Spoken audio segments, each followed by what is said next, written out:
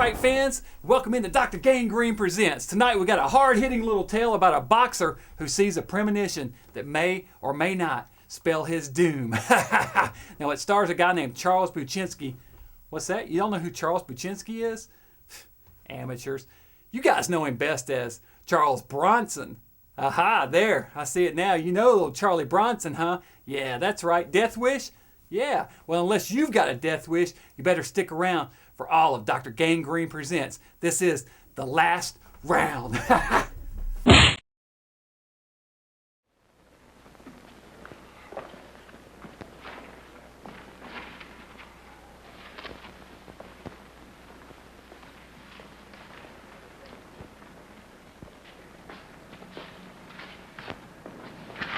Mike.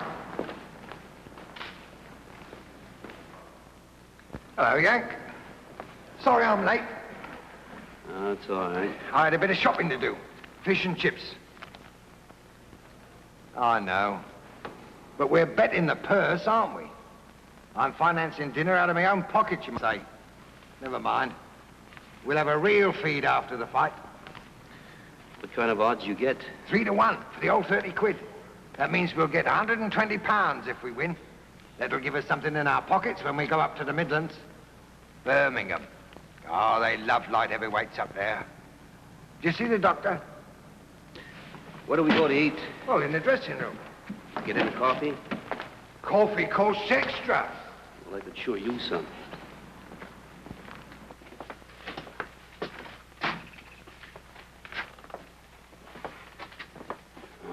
This is sure crummy.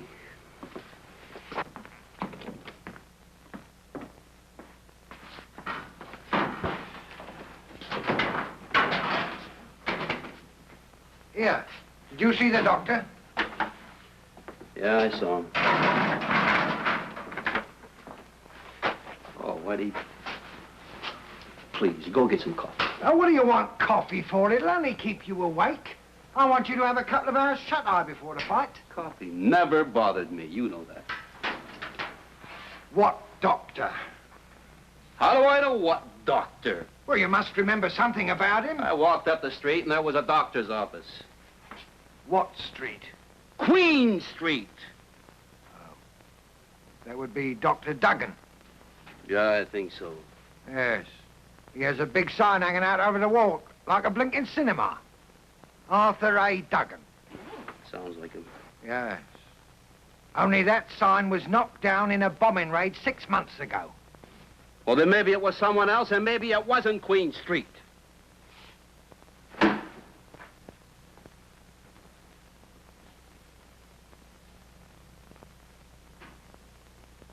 All right, Wendy. I lied to you. I didn't see any doctor. You know, I'm getting too old to fight. It's the only trade I know. You know something, Whitey? The Army wouldn't even have me. That's why I'm in the Merchant Marine now. And why don't you ship out? Oh, I intend to. But I just wanted a little money. I got my eye on a bar and grill. You ought to see this place. It's a real pretty place. That's a pub. It's a nice little place up in Hoboken, Wayne. Yank, don't you realize you're risking your life? That it's my life, isn't it? What am I supposed to do? Sit out in front of some fight club with my cap on my knees saying, please help the poor? Well, I don't like it. Whitey, you don't have to like it.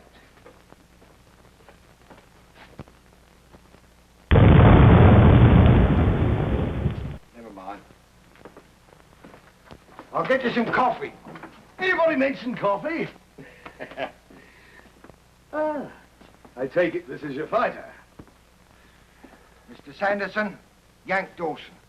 He manages the other fella. How are you, Dawson? Sound in wind and limb, I hope? My. Well, I hope so. I really hope so. This my boy's a bit of a savage, I'm afraid. Not much skill, but when he hits somebody, bang, bang. That's all she said, as you Americans would say. Here, drink up. My tiger's late. I'll get some fresh for him when he comes in. Right, Mr. Sanderson. Thank you. No, Yank. You do remind me of somebody. I was in the States for a bit before the war. I saw a man fight there. Looked very like him. Denver it was. Did you ever fight there? 150 million Americans. Stands to reason 2 of them can look alike. No, couldn't be the same chap. The man in Denver had a terrible accident not long afterwards. They won't let him fight. Broke his head right open, I heard. Right there. Must have been someone else you saw in Denver, because I never fought in Denver. You're a fool to be fighting, you know. It's a nasty scar. You're quite sure you're all right? Why don't you mind your own business? Of course he's all right. Well, I hope so. I really hope so. Why don't you get out of here? All right, yes, I must go and find my tiger. We don't worry about accidents here, do we, Whitey? Not with old Paddy Terhune about. Who's Paddy Terhune? Oh, he's dead. In a manner of speaking. But you didn't tell him about Paddy? I was sure you had. Oh, inhospitable. Very inhospitable. Oh, come off it now. What do you mean, come off it? Here's a Yank ready to fight at the old East End Arena, and nobody tells him about Paddy. And Paddy's such a friendly ghost, too. Mr. Sanderson, I don't want to be rude, but I do want my Yank to have a couple of hours sleep. So if you don't No, mind... no, all right, if you don't want to tell him.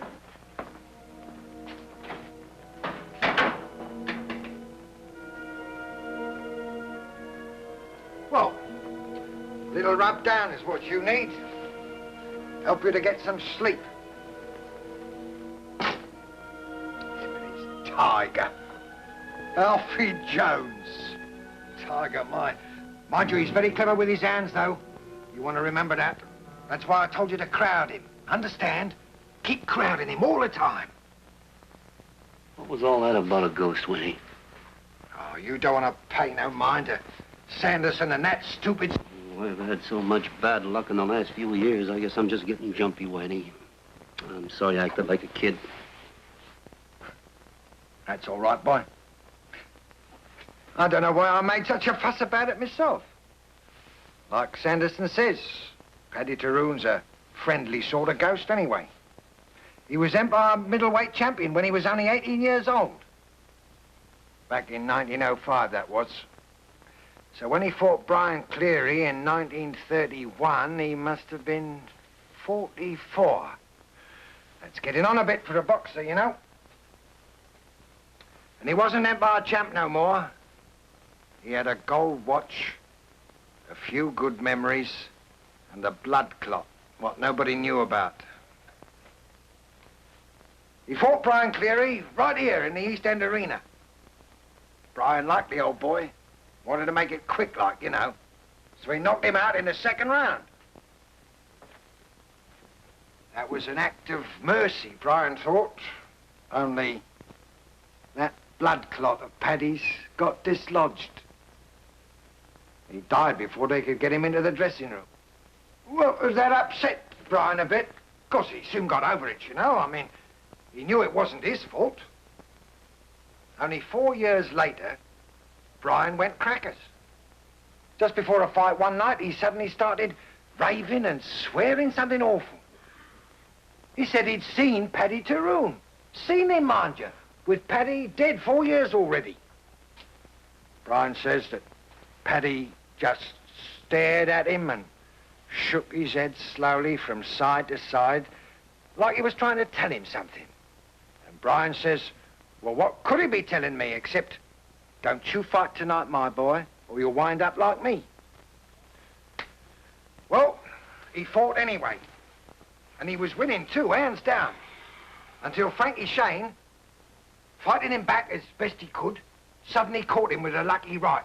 Oh, what a whopper. Caught him high on the forehead and pitches Brian towards the ropes and through the ropes. And he smashes his skull on the ring post. Well, now, you know as well as I do, that could never happen again in a million years. Blimey, you should have seen the newspapers. Ghost of East End Arena, they said. Paddy Tyrone back from the dead, and all that sort of tripe. See Paddy and die, they said.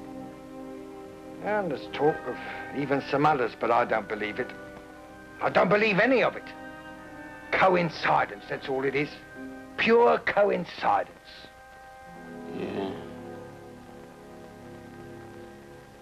Coincidence.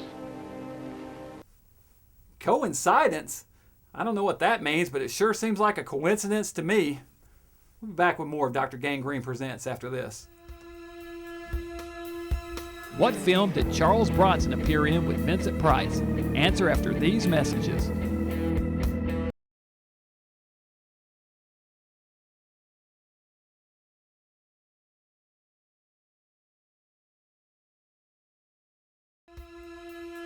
What film did Charles Bronson appear in with Vincent Price? Answer, House of Wax, 1953. Greetings, Fright fans, and welcome back to Dr. Gangrene Presents. Tonight's movie is called The Last Round, and it stars Charles Bronson. Speaking of Charles Bronson, he was first offered the role of the man with no name in the Sergio Leone spaghetti westerns Fistful of Dollars for a Few Dollars More, The Good, the Bad, and the Ugly, but he turned it down and thus made the career of Clint Eastwood.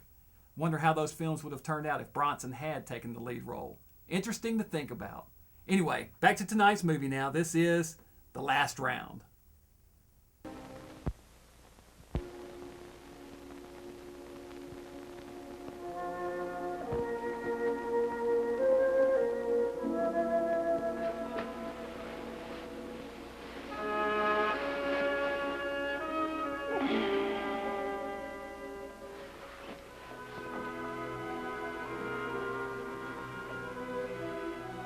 Who are you?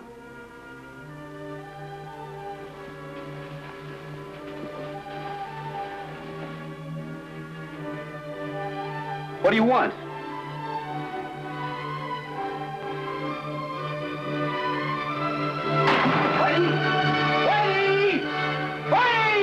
What's going on He's here? in there, Whitey. I saw him. Who? The fellow you were telling me about, Paddy Tyrone, he's standing in there. Ah, you must be dreaming. He's in there, I swear. Look for yourself.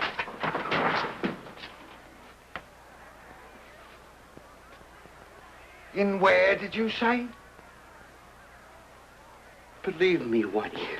He was standing right here, and I wasn't dreaming. You weren't dreaming, Yank. What kind of a ghost takes his leave by the window? I'll tell you what kind. Come on, I'll show you your ghost.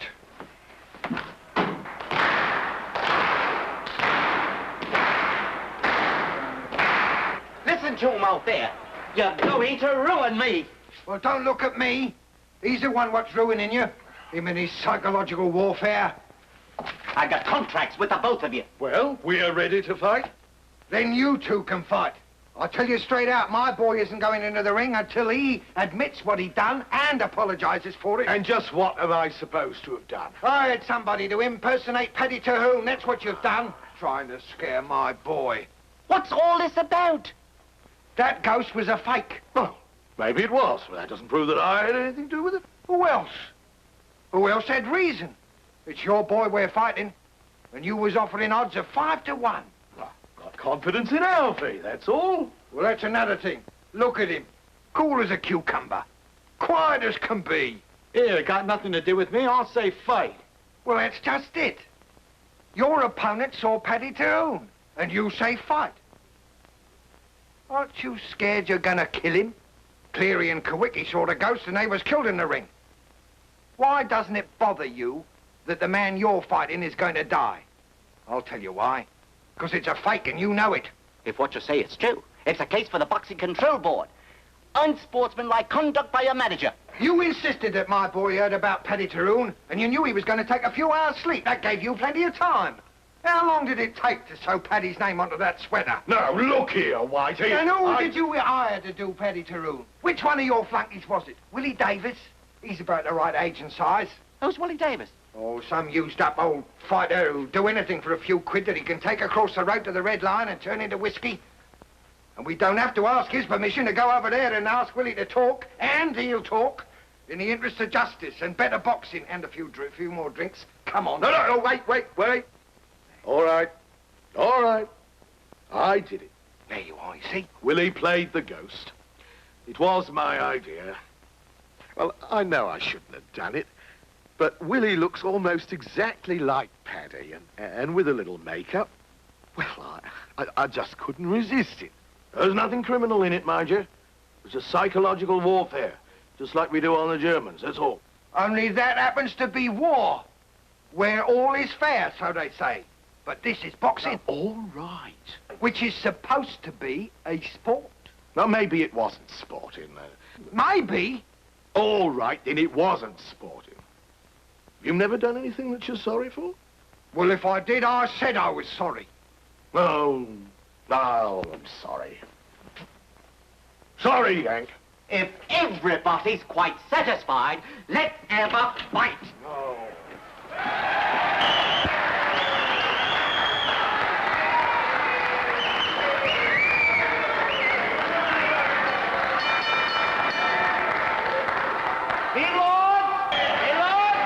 Ladies and gentlemen, Eastside Sporting Club, thanks all in promoter, 10 3-minute rounds, Cheapside's own favorite, 11 stone, 9 Alvin Jones.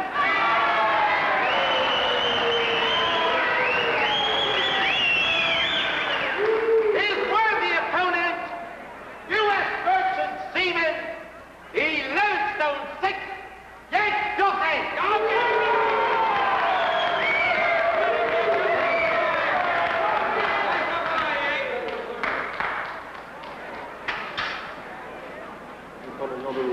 On a street fight. Chicken. Come on.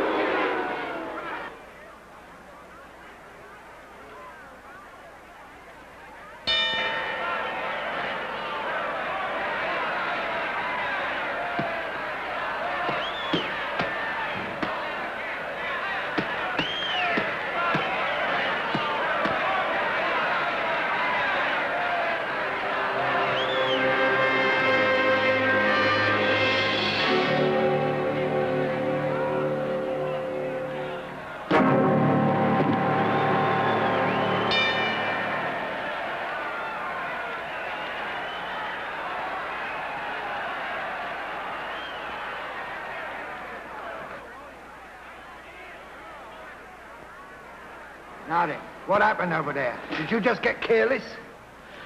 That fellow I saw in the dressing room. You know, Davis? Well, what about him? He's sitting up there in the last row. I saw him. It kind of confused me, I guess. So Sanderson's still up to his tricks, is he? I'll flay him alive.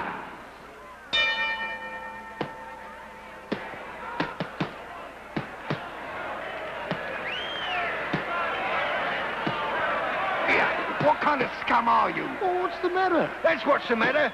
Look up there. What's all this about? Lighter. He's gone and done it again, that's what. He's got his phony ghost up there, as big as life, and it's scaring my boy. I want him out of there. Well, I don't see him. Oh, yes, he's there, all right. You bet your life he is, right up there in the back row. This is what I didn't tell him to. He must have bought a ticket. There's no crime in that. I've had enough of this. Well, I want him out of there. Oh, go on, finish him. Finish yourself. Protect yourself, Yank.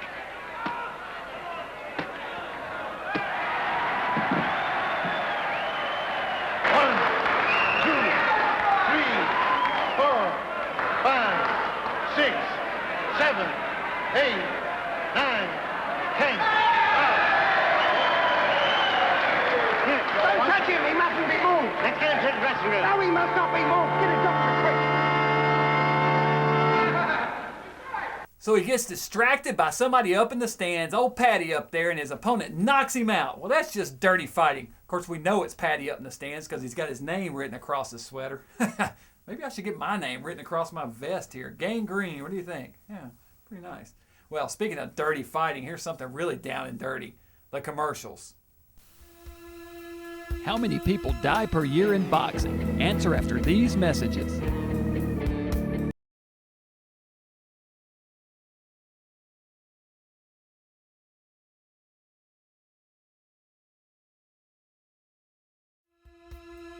How many people die per year in boxing? Answer, average of 10 deaths per year since 1900.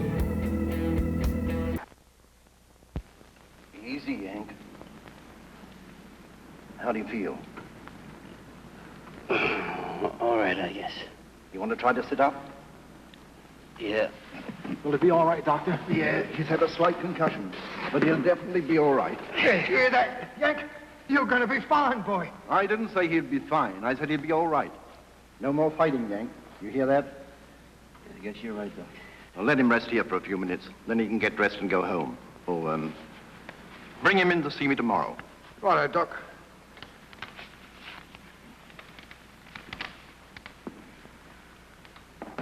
Look here, White here.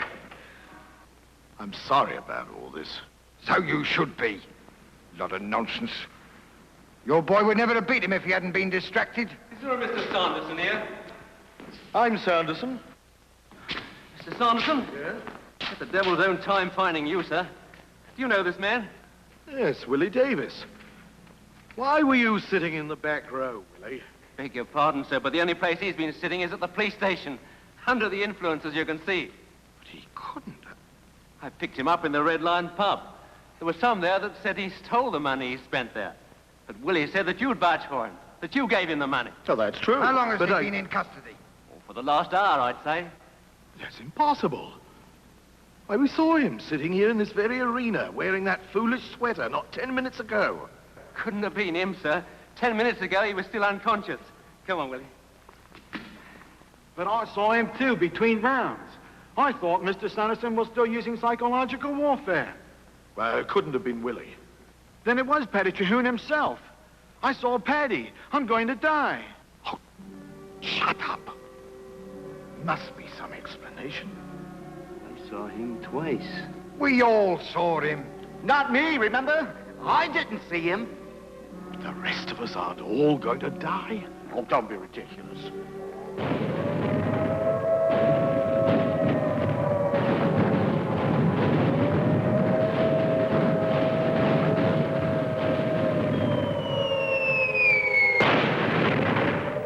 Quite the explosive ending there, huh, Fright fans? There were 5 people left in that building, and all of them died except one, the only one who didn't see Patty. Well, that wraps up this week's episode of Dr. Gangrene Presents. Until next time, work on those boxing moves, and we'll see you back here in the lab next week.